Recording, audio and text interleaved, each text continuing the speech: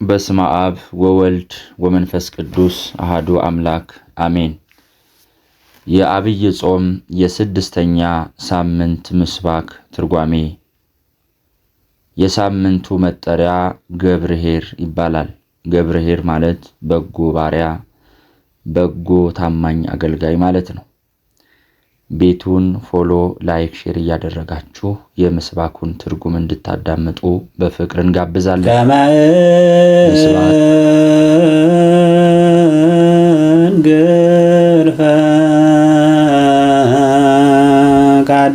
ከመ እንግር ፍቃደከ መከርኩ አምላኬየ።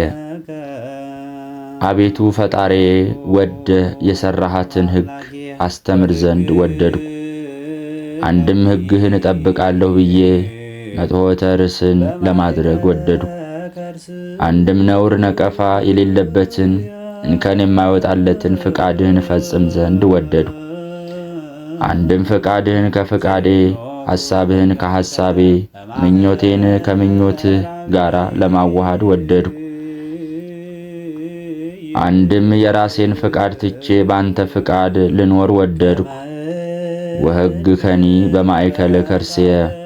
ፍቃድህን ለማድረግ ከመውደዴ የተነሣ የፍቃድህ መገለጫ የሆነው ሕግ በልቦናዬ ሰሌዳ ላይ ተጽፎ ይኖራል።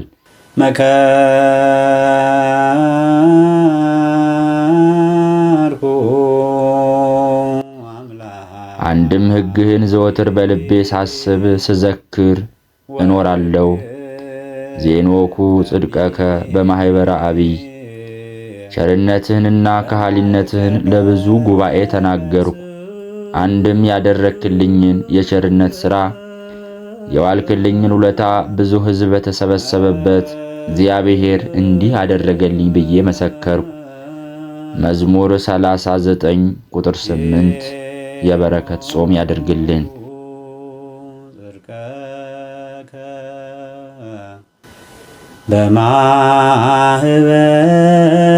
በማኅበረ ዐቢይ